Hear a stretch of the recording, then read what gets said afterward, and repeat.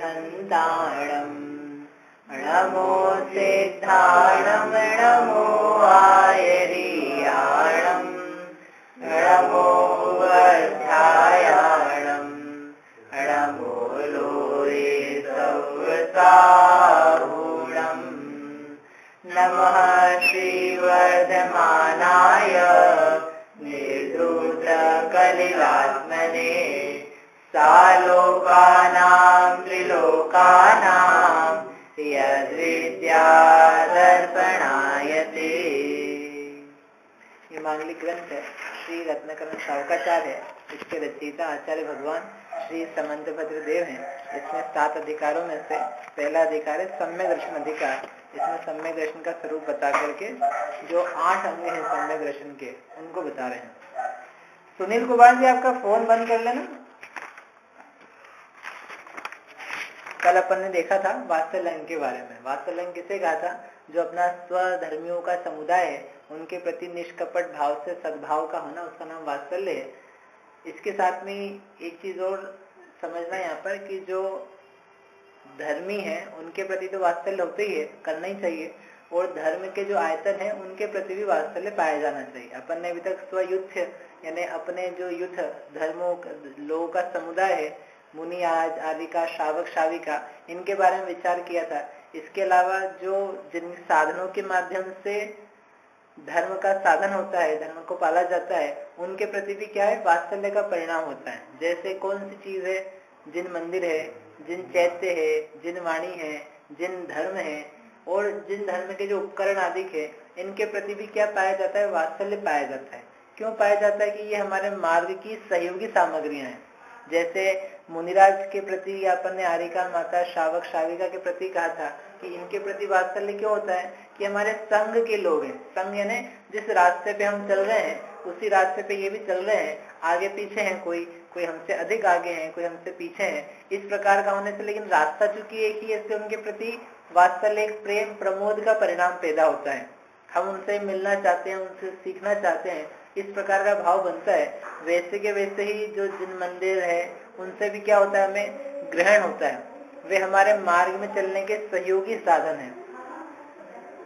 जैसे यहाँ से शिखर जी जाए अपन, तो जो ट्रेन है, वो ट्रेन का डब्बा जिसमें बैठे हैं, वो भी अपने लिए एक प्रकार से सहयोगी है। तो उसको कैसे रखा जाता है? कि भाई जितनी देर बैठे हो उतनी देर इसको ठीक ठाक रखो, साफ रखो। उसको गंदगी मचाओगे तो तुम्हें अभी दिन भर निकालना है। दिन भर निकालना फिर तुम्हारे लिए कैसा हो जाएगा? मुश्किल हो जाएगा। तो व्यक्ति जब तक उस डब्बे में है उसको उतनी देर के लिए प्रेम से रखता है। ऐसे ही ये जिन मंदिर है, जिन चैत्य चैत्यालय हैं, ये हमारे लिए कैसे हैं? उस धर्म का पालन करने में महासहयोगी कारण है, सम्यक्त को उत्पन्न करने में कारण है। इसलिए इनके प्रति भी बहुत प्रमोद पैदा होता है। तो हमें होता है प्रमोद, उसमें क्या है? ये सीखने वाली कौन सी बात है? हमें मंदिर के प्रति खूब प्रमोद है। कौन से मंदिर के प्रति है? अपने मंदिर के प्रति। और बाकी के मंदिर और बाकी के बाकी जाने कि नहीं, ऐसा नहीं होता। जितने जिन मंदिर है उन सब के प्रति जीव को वात्सल्य यानी एक हर्ष का, प्रमोद का और उनकी सेवा आदि का भाव होना चाहिए, और होता है। जो सम्यक भी होगा तो उसको सबके प्रति ऐसा अवश्य भाव पैदा होगा। हाँ, ये अलग बात है कि हम देखो व्यवस्था हर मंदिर की जाके नहीं कर पाएंगे।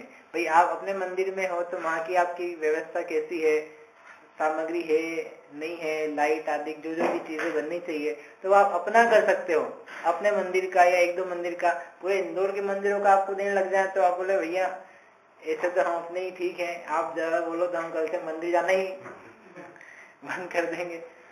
तो वो व्यवस्था का दृष्टिकोण एक अलग है, लेकिन एक उत्साह होना कि जिन मंदिर सारे हमारे धर्म के साधन है उनमें हमें प्रमोद का भाव है, और कहीं कोई कमी दिखाई देती है तो हम उसको दूर करने के लिए तत्पर हो सकते हैं, अथवा किसी के माध्यम से उस कार्य को करवा सकते हैं। ऐसा भाव बना रहना चाहिए।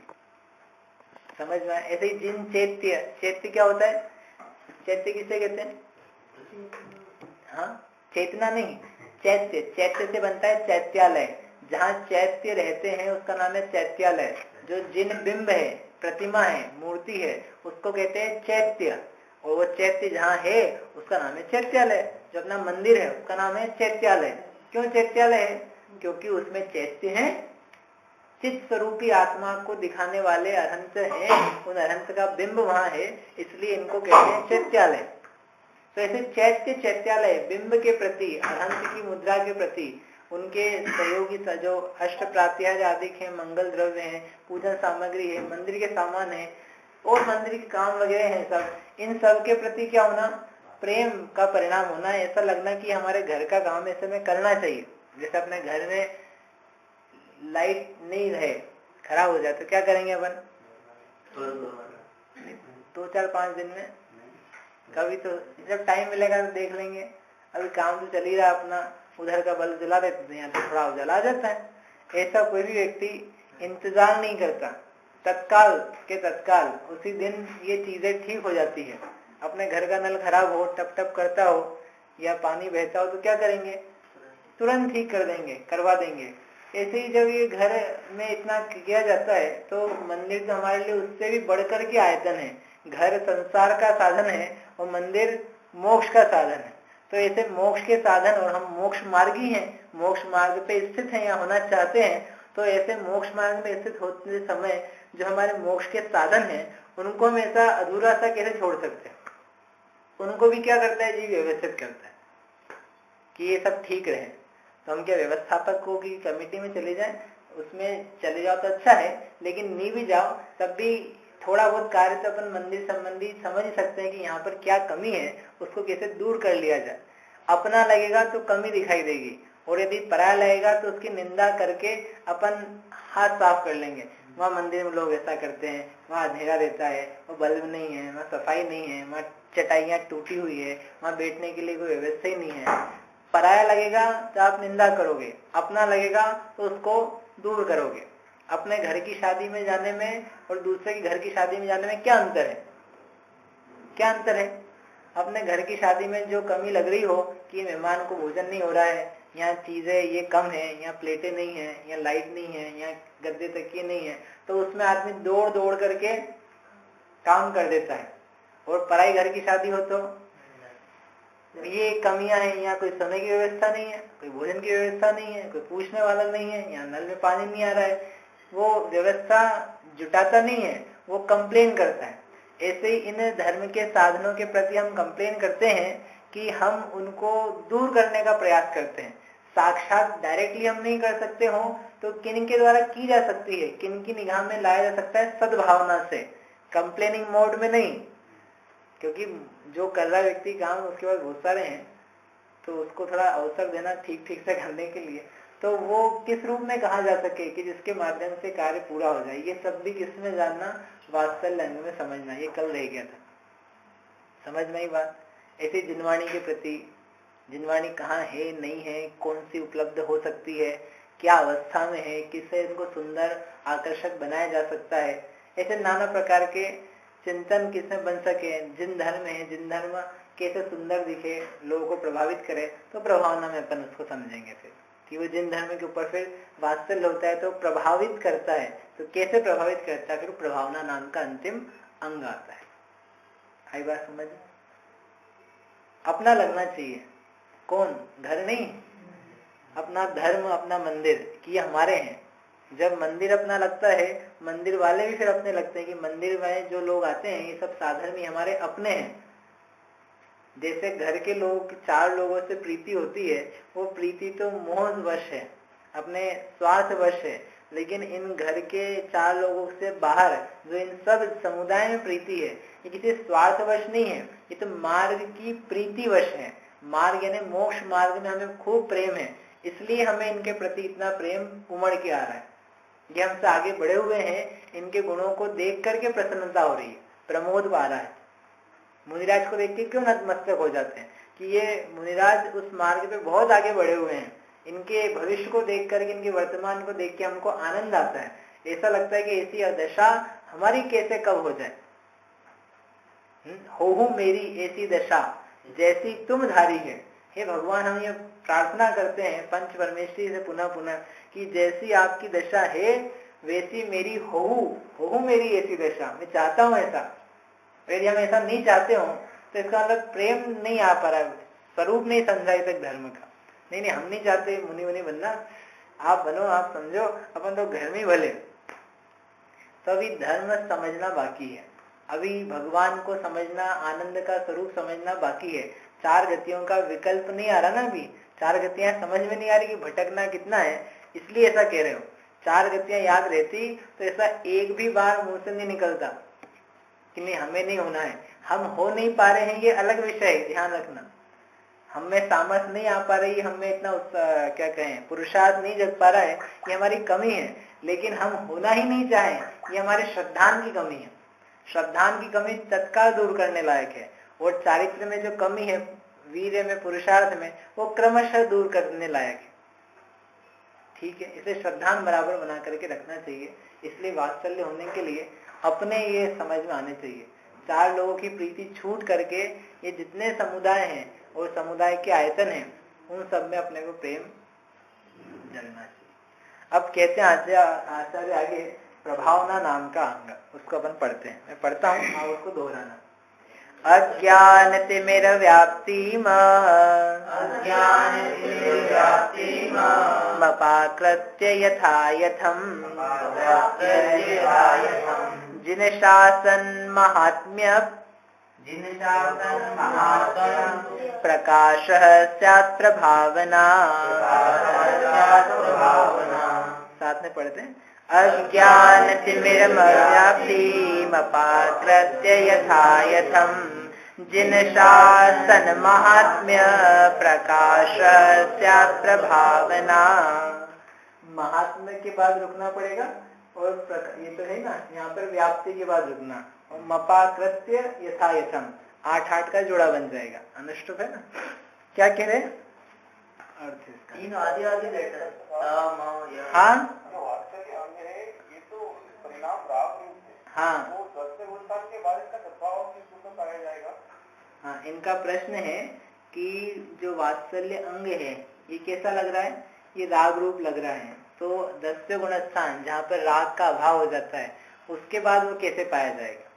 वात्सल्य में क्या कहा कि जो अपने धर्म के समुदाय हैं उनमें ये पाया जाए, उनमें प्रमोद का भाव पाया जाए, उनकी प्रतिपत्ति यथायोग्य रूप से आदर सत्कार किया जाए, तो वहां पर क्या है, स्वभाव रूप में वात्सल्य प्रकट हो जाता है। जहाँ पर अब कोई जीव छोटा बड़ा नहीं दिखता, सभी जीवों के प्रति समता भाव जागृत होता है। इस रूप का वात्सल्य समझना। ये जिस रूप का वात्सल्य कह रहे हैं उस रूप में नहीं पाया जाएगा कि जो जीव है अपने धर्मी समुदाय है उनके प्रति पाया जाए, अन्य के प्रति नहीं पाया जाए।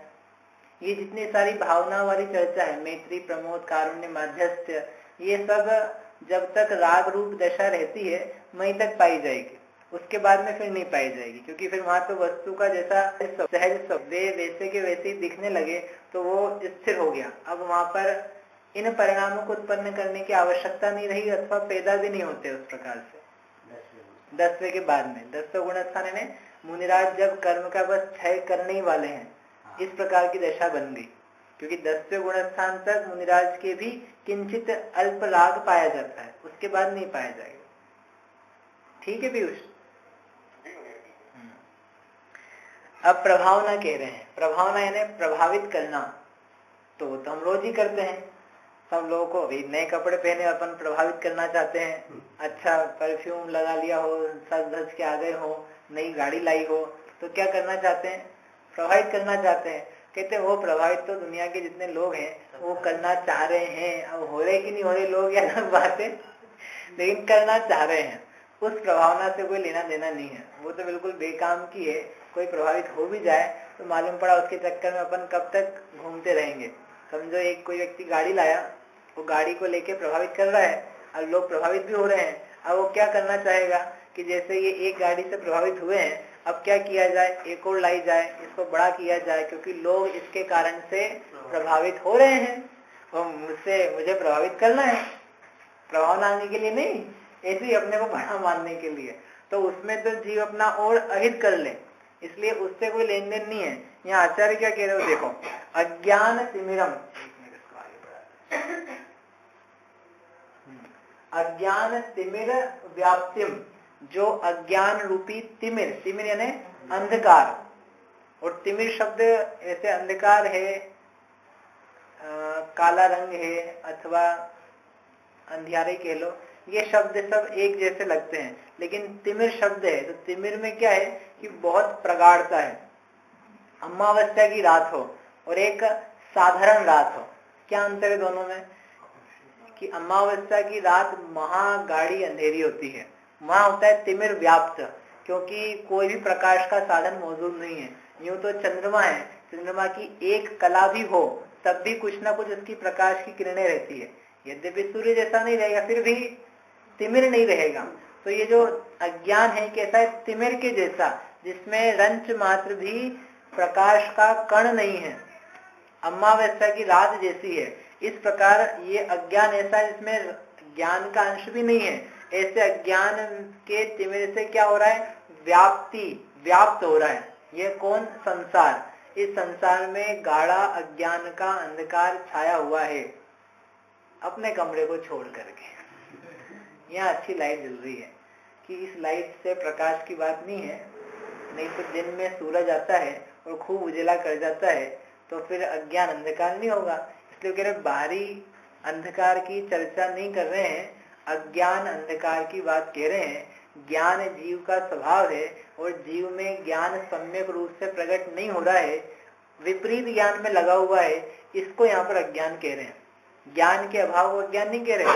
जीव को ज्ञान तो है, हम सबको ज्ञान है, अपना नाम पता, घर, अपनी उम्र, हम कौन है, क्या कर रहे हैं, क्या करना चाहते हैं, सबको ज्ञान है। तो फिर अज्ञान अंधकार हमें नहीं है कि यह जितना सारा ज्ञान है ये सारा तुमने विपरीत ग्रहण कर रखा है। मैं कौन हूँ?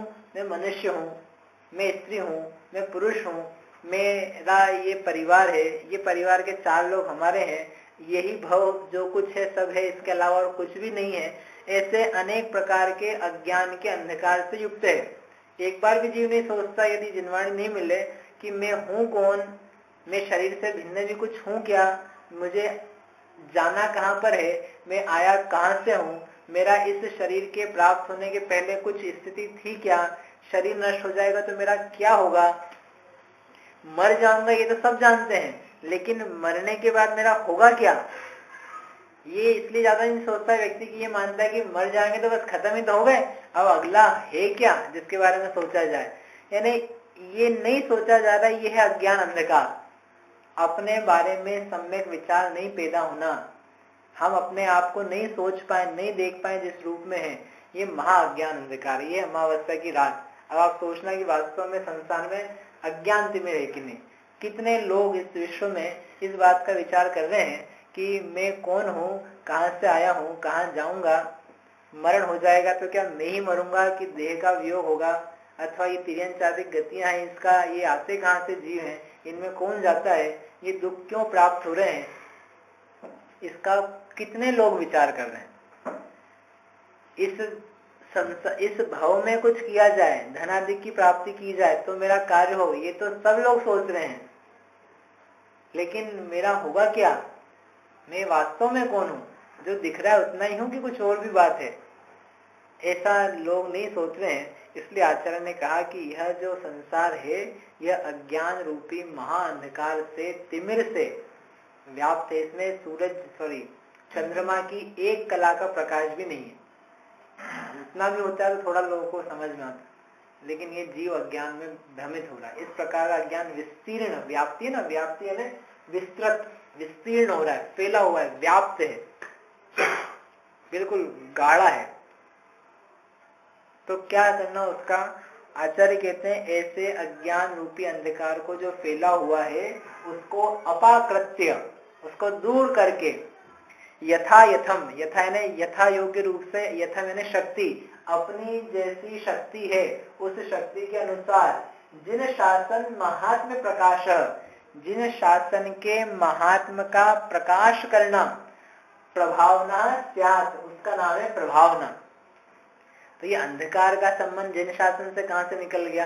वो कह रहे हैं कि अंधकार को दूर करके अपनी शक्ति के अनुसार जिन शासन का महात्म प्रकट करना, अर्थात जिन शासन में इस अज्ञान को दूर करने का उपाय बताया है। वास्तव में तुम्हारा अज्ञान रूपी अंधकार दूर हो सकता है, और दूर होकर के इस जीव को ज्ञान रूपी सूर्य पूर्ण रूप से ऐसा प्रकट हो सकता है, हो जाता है कि जिस ज्ञान रूपी सूर्य में 3 लोग 3 काल सारे एक साथ एक पल में दिखाई देने लगते हैं, जानने लगते हैं, जिसको अपन ने आपते नो छिन्न दोषेण सर्वज्ञ नागमेशिना उस सूत्र में देखा था कि सर्वज्ञ भगवान होते हैं और सर्वज्ञ भगवान होकर के वे सर्व पदार्थों को एक साथ जानते हैं, यानी अब उनके अज्ञान रूपी अंधेरा रहा नहीं। ऐसा जो जिन शासन है, कहने का आशय ये रहा कि इस जिन शासन में अज्ञान को दूर करने का उपाय है, तो जिन शासन का महात्म्य प्रकट करना कि देखो किस प्रकार से जिन शासन में, जिन धर्म में जो युक्तियां रीतियां बताई गई है उसके माध्यम से हमें अपने स्वस्वरूप का ज्ञान होता है, आनंद की प्राप्ति होती है, कर्म का क्षय होता है, चार गतियां नष्ट हो जाती है।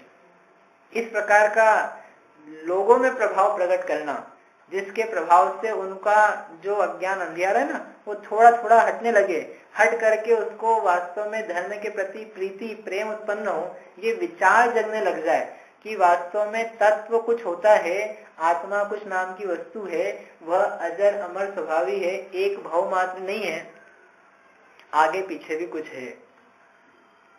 हमारे आगे पीछे कुछ नहीं, ऐसा नहीं, पीछे भी था और आगे भी रहेगा। महात्म्य, महात्म्य ने महानता, आपका कितना महात्म्य है अनंत भगवान, आपके गुणों को कौन कह सकता है। गणधर भी आपके गुणों का दिन रात वर्णन करते रहें तो भी गुण नहीं कहे जा सकते हैं, आपका इतना महात्म्य है।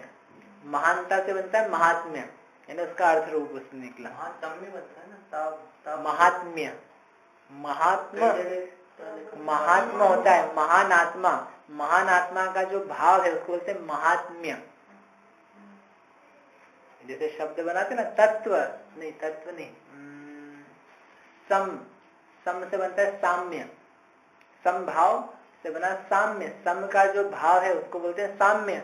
ऐसे ही तदात महात्मा, महात्मा महान आत्मा, उस महान आत्मा का जो भाव है उसको बोलते हैं महात्म्य, उसकी महानता। तो जिन शासन की महात्मा, जिन शासन की महानता, तो जिन शासन की क्यों महानता प्रकट करनी है। अपन धन दौलत की भी कर सकते हैं, गाड़ी बंगले की भी कर सकते हैं, रूप की भी कर सकते हैं, करते हैं तो अच्छा है ना, तो कर रहे हैं, हमको ही प्रभाव लाएंगे। ये तो पक्ष की बात है आपके, आप जैन हो तो आपके लिए जैन शासन की, आपको धन प्रिय तो आपके लिए उसकी, हमको धन प्रिय है तो हम धन की कर रहे हैं, प्रभाव ना तो दोनों कर रहे। देखो दोनों सम्यक दृष्टि है, दोनों ज्ञानी है, ठीक है ना। ऐसा नहीं चलेगा कि आपके अनुसार हम चलेंगे, कि आपके और हमारे की बात नहीं है। अभी कहा ना धन की प्रभावना में लगे हुए लोग तो सब हैं, तो धन की प्रभावना में या धन की प्रभावना करने से लेकिन हो क्या रहा है, अज्ञान प्राप्त हो रहा है कि ज्ञान प्राप्त हो रहा है। आपने धन की प्रभावना करी, धन का महात्म्य दिखाया कि देखो धन से क्या क्या हो सकता है, धन से कितना खर्चा किया जा सकता है, बड़ी गाड़ी लाई जा सकती है, बड़ा घर बनाया जा सकता है, हम कितना घूम सकते हैं, फोटो खींच सकते हैं, ये सब धन से किया जा सकता है। ऐसा खूब धन का प्रभाव प्रकट किया और लोग कदाचित प्रभावित भी हो गए, तो उससे लेकिन हुआ क्या, फायदा क्या निकला, अज्ञान कुछ मिटा कि नहीं मिटा। धन का महात्म्य तो उसके चित्त में वैसे ही है। एक बच्चा भी होता है ना छोटा सा, तो छोटे से बच्चे को 10 का नोट पकड़ाओ, 100 का नोट पकड़ाओ तो वो लेने लग जाता है, इतना धन का संस्कार है, उसको वैसे ही धन का प्रभाव है, और तुम उसको और धन का प्रभाव दिला रहे हो, तो इसमें क्या महानता करी। पहले ही अज्ञानी था, अभी भी अज्ञानी बना हुआ है, और बल्कि ये हो रहा है कि धन के प्रभाव के कारण से उसमें जो अज्ञान दूर हो सकता था कदाचित अब वो नहीं होगा, क्योंकि अब तो धन के पीछे भागेगा। अब जब धन के पीछे भागेगा तो फिर वो अज्ञान मिट कहाँ रहा है, वो तो उसी में लीन है। धन आ रहा, देखो ये सब काम हो रही है, सब हो रहे, कितना धन कमा लोगे कि अगले भाव में ले जाने लायक बन जाएगा। अपनी मृत्यु को टालने के लिए कितना धन अपने को पर्याप्त है, 1-2 करोड़ मिल जाए तो अपनी मृत्यु तो टाली जाएगी, है ना। क्यों भाई साहब, 2 करोड़ 10, 20, 50 हजार लाख नहीं, कुछ तो होना चाहिए। देखो कि जिससे लोग कमा रहे हैं, इतना धन का प्रभाव प्रकट कर रहे हैं, उनके पास कुछ औषधि होगी ना ऐसी कि अनित्य अक्षण भावना पड़ेगी ना, इसलिए तो कि मणि मंत्र तंत्र बहु होई मरते न बचाए कोई। तुम्हारे ये धन तो एक तरफ ही रखो, मणियां भी आ जाए, मंत्र आ जाए, तंत्र आ जाए, बचाने में समर्थ नहीं है। तो इस धन से तुमने अपनी मृत्यु का सॉल्यूशन नहीं ढूंढ पाया तो क्या कर पाया। तो आप कौन हमको मृत्यु का सॉल्यूशन बता रहे हो। ये जैन शासन में ऐसा क्या कुछ, वो भी मृत्यु तो जैनों की भी हो रही है, ऐसा तो है नहीं कि जैन अमर है कि भ्रम में हो। वास्तव में जो जैन हैं वे सब अमर हो रहे हैं। कहाँ हो रहे हैं? हमने तो एक भी नहीं देखे, एक भी नहीं दिख रहा है ऐसा अमर। तो सब मरते हुए ही। हमारे पिताजी भी जैन थे, पिताजी के पिताजी भी जैन थे, उनके दादाजी भी जैन थे, सब जैन थे। जैन लोग मरते नहीं। आप ऐसा करें, जो वास्तव में यथार्थ सच्चा जैनी है वो कभी नहीं मरता। आप भजन पढ़ के देखो, अब हम अमर भय ना मरेंगे, ये भजन लिखा पंडित जी ने 250 साल पहले। अब हम अमर भय ना मरेंगे, मरे अनंती बार बिन समझे, अब समझे ना मरेंगे। पढ़ना कई भजन का, सुनना। मरे अनंती बार, आज तक अनंती बार मरे हम। क्यों मरे?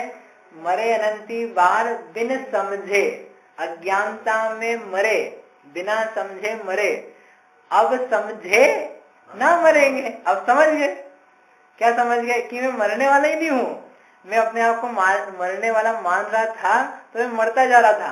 अब मैं समझ गया कि मैं मरने वाला नहीं हूं, मैं शरीर नहीं हूं, मैं आत्मा हूं, ऐसा मैंने समझ लिया। तो कहते हैं अब हम अमर भय, अब नहीं मरेंगे। बहुत हो गया मरने का। जो सच्चा जैनी है वो बोलता हम नहीं मरेंगे। हाँ, जो झूठे जैन हो वो भले मरते रहे, सच्चा जैन तो एक भी नहीं मरता है। सब समय समाधि धारण कर ले, मरने के पहले ही बोले शरीर छूट रहा है, जाने तो हम तो अपनी आत्मा में लीन हो रहे, अपनी आत्मा की समाधि कर रहे, तो वो पहले से तैयार हो जाता है। यानी वो मरता नहीं है। मरता होता तो वो भी हाय वाक करता, वो भी रोता, लेकिन रो नहीं रहा है, इसका मतलब मर नहीं रहा है। शांत परिणाम है उसके मतलब मर नहीं रहा है। और बाकी दुनिया के जितने लोग हैं, जितना जितना अधिक धन संग्रहित किया है, उतना उतना रो रो के मरता है, उतना उतना दवाइयों के ढेर में मरता है, अस्पताल में मरता है, शरीर के सुखा सुखा के या रोग आदि होकर के मरता है। लेकिन जिन शासन मरने नहीं देता। जन्म जरा मृत्यु विनाशना है, तो मंत्र ही वहां से चालू होता है। जन्म जरा मृत्यु विनाशना है, पहले ही मंत्र। आगे की पूजा नहीं भी होए तो ये कोई बात नहीं कम से कम इतना काम तो हो ही गया। जन्म का, जरा का, मृत्यु का नाश, इससे बढ़कर क्या कर सकते हैं? समझ में? मैंने कहने का अर्थ है कि धन की चाहे जितनी प्रभावना करो, उस प्रभावना से कुछ लाभ नहीं, अज्ञान नहीं मिट रहा है। इसलिए धर्म की प्रभावना की जाए, धर्म को धारण किया जाए और इस प्रकार से प्रकट किया जाए, तो तुम्हारा भी उद्धार है और जगत का भी उद्धार है। पर की प्रभावना में हो चाहे नहीं हो पाए, लेकिन जब तुम प्रभावित करने के लिए अपने आप में धर्म धारण कर रहे हो, तब उस समय तुम्हारा धर्म साधना अवश्य सार्थक हो जाएगा, तुम्हें अवश्य धर्म की प्राप्ति हो जाएगी। ये निश्चित बात है। समझ में? तुम में धर्म धारण नहीं होगा तो फिर अन्य तुमसे धर्म कैसे धारण कर सकेगा? महात्मा का प्रकाश कैसे कर पाओगे? धन की प्रभावना कौन कर पाता है? जिसके पास धन है वो। जिसके पास धन नहीं होगा तो बेचारा धन की दीनता प्रकट करेगा कि मेरे पास धन नहीं है, मेरे पास होता तो मैं ये करता, वो करता, ये लाता। वो नहीं कर पाता। लेकिन जिसके पास धन है वो कर पाता है। ऐसे ही जिसके पास धर्म है, जो जिन शासन को जानता है, मानता है, पालता है, अपने हृदय में रखता है, वह व्यक्ति जिन शासन की महिमा को प्रकट कर सकता है, उसके द्वारा प्रकट होनी चाहिए। ख्याल में ही बात इतना है प्रभावना का साधारण स्वरूप है। इसलिए बाकी जितनी चीजें हैं उनकी प्रभावना छोड़ करके अपने द्वारा जिन शासन की महिमा कैसे प्रकट की जाए, कैसे लोगों में जिन शासन व्याप्त होवे, कैसे जन जन को जिन शासन की महिमा आए, उसके प्रति भाव जागृत होवे कि यह धर्म कुछ उत्तम है, श्रेष्ठ है, पालन करने लायक है। अपनी स्थिति थोड़ी सी विपरीत होने लग गई है। अपन तो ऐसे हो गए कि धर्म का पालन तो कर रहे, लेकिन इनको पता नहीं लग जाए कि हम धर्म का पालन कर रहे हैं। हम रात्रि भोजन नहीं करते, इनको पता नहीं लग जाए। हम जमीकन नहीं खाते, बाजार नहीं खाते, इनको पता नहीं लग जाए। आप खा क्यों नहीं रही शाम को? आज किसी कोई शादी में गया, एक व्यक्ति से पूछा भोजन क्यों नहीं कर रहे? वो मेरे को थोड़ा तबीयत ठीक नहीं है, तबीयत ठीक नहीं इसलिए नहीं खा रहे हैं। अच्छा, तुम्हारा क्या जाता ये बोलने में, हम रात्रि भोजन नहीं करते हैं। तो पूछता क्यों नहीं करते हो, क्या कारण है? तो तुम बताते हो उसको कि हम अहिंसा धर्म के पालक हैं, हमारे धर्म में ऐसी अहिंसा बताई गई है कि जहाँ पर जीव मात्र की इस प्रकार से हिंसा होती है, रात्रि में विशेष प्रकार से हिंसा बन जाती है सूक्ष्म जीवों की तरह जीवों की, हम नहीं करते, इसलिए हमारे त्याग है, हमारे सारे कार्यक्रम दिन में ही समाप्त हो जाते हैं। भले बड़ा से बड़ा समारोह हो, शादी का हो कुछ प्रोग्राम, या सगाई का हो, या कुछ दूसरे धर्म संबंधी हो, वो सारे के सारे हम दिन में ही निपटा लेते हैं, हमारे चौका बंद हो जाता है। तो सुनकर के आप महिमा से कहो तो सामने वाले को महिमा है, और तुम घुट घुट के चुपचाप से बोले पता नहीं हम ही अकेले हैं, क्या मानेंगे, क्या सोचेंगे, क्या लोग बोलेंगे, अपन तो कुछ भी बहाना चिपका दो, तो तुम ही प्रभावित नहीं हो तो दूसरा क्या प्रभावित होगा। अच्छे गर्व से बताओ, गर्व से धर्म धारण करो, क्योंकि हम पहले अपन ने स्थितिकरण में किसमें देखा था ये बात, किसके अंदर का समझ रहे, स्थितिकरण में ना, मतलब हमने कोई गलत बात धारण नहीं की है तो इसका तो गर्व धारण करो, प्रभावित करो जीवों को कि हम कुछ श्रेष्ठ कार्य कर रहे हैं, हम बढ़िया कार्य कर रहे हैं। बाकी सब बातें अपन बिल्कुल उत्साह से बताते हैं, क्या पढ़ रहे हैं आजकल हम बी कर रहे हैं, वो बी नहीं कर रहा, IIT की तैयारी कर रहा हूँ, तो ये आदमी गर्व से बताता है आजकल हम IIT की तैयारी कर रहे हैं। अच्छा कितने साल से कर रहे हैं, हाँ 3रा साल है ड्रॉप उसमें ही महिमा रहती है। तो अपन तो कुछ श्रेष्ठ कार्य कर रहे, भाव का समय सार्थक कर रहे हैं, कि कोई व्रत लिया हो, उपवास व्रत लिया हो, नाना प्रकार के अलग अलग। तो कहने का मतलब यह है कि महिमा प्रकट होनी चाहिए, अपने ऊपर बातों को लेकर के महानता लगनी चाहिए। हम पूजा करते हैं, पाठ करते हैं, अभिषेक करते हैं, तो ये कोई छुपाने वाली बात थोड़ी ना है। कहा था ना, वो एक व्यक्ति को कहा था धोती पट्टा पहनने में शर्म आती है, कैसी बातें करता है, अपना क्या कहें उसको, एक राजसी पोशाक जैसा है, अपनी यूनिफॉर्म है, उसको धारण करने में तुम्हें शर्म कैसी, अपने बच्चे को स्कूल कैसे भेजेगा, उसको भी यूनिफॉर्म में जाना पड़ेगा, तो खुद ही कैसे जाएगा, वहां भी तो यूनिफॉर्म लगेगी, हर जगह की होती है, तो ये भी यूनिफॉर्म है। लेकिन हम धार्मिक नहीं कहने लग जाए, लोग हमको धार्मिक नहीं मान ले, तो तुम क्या मनवाना चाहते हो। धार्मिक यानी धर्मात्मा व्यक्ति, धर्मात्मा यानी पुण्यात्मा, और यदि पुण्यात्मा नहीं मनवाना चाहते हो तो क्या मनवाना चाहते हो, ये पापी लोग हैं तो पापी तो ये चाहेगा कि दूसरे लोग भी पापी रहें। धर्मात्मा कहलाने में कभी डरना नहीं, अरे तो पदवी है, लोगों को दी जाती थी, ये धार्मिक, धर्म ध्वज, धर्म अध्यक्ष, धर्म शिरोमणि, धर्म श्रेष्ठ, ओके धर्मात्मा है तो अच्छी बात है ना। ये गालियां जैसी क्यों लग रही है, ये अशुभ क्यों लग रही है। यदि अशुभ लग रही है इसका मतलब हम धर्म से प्रभावित नहीं है, यद्यपि धर्म किंचित यत्किंचित पालन किया तथापि उसमें आनंद नहीं आ रहा है। धर्म का तो स्वरूप ही आनंदमय है, धारण करके प्रसन्नता होनी चाहिए, ऐसा लगना चाहिए कि हाँ इसने कुछ धारण किया उसके कारण प्रसन्नता है, धन नहीं है फिर भी आनंदित है, विशेष कोई कपड़े नहीं पहन रखे, नए नहीं पहन रखे, फिर भी एकदम अच्छा लग रहा है। तो बात क्या है, मिला क्या है, तो धर्म हमें मिला है, अपनी आत्मा की पहचान हमें मिली है, हमें देवशास्त्र गुरु मिले, यथार्थ जिनवाणी मिली है, इसको लेकर के हम प्रसन्न हैं। ऐसा भाव बने तो प्रभावना बनती है। कैसे बनती है, क्या होता है उसमें, वो अपन और विशेष देखेंगे, कल पूरा करेंगे। आज कल है ना क्लास, कल करेंगे। जावाणी के ज्ञान ते रूठे लोकालोक, सो वाणी मस्तक नभो सदा देश हो।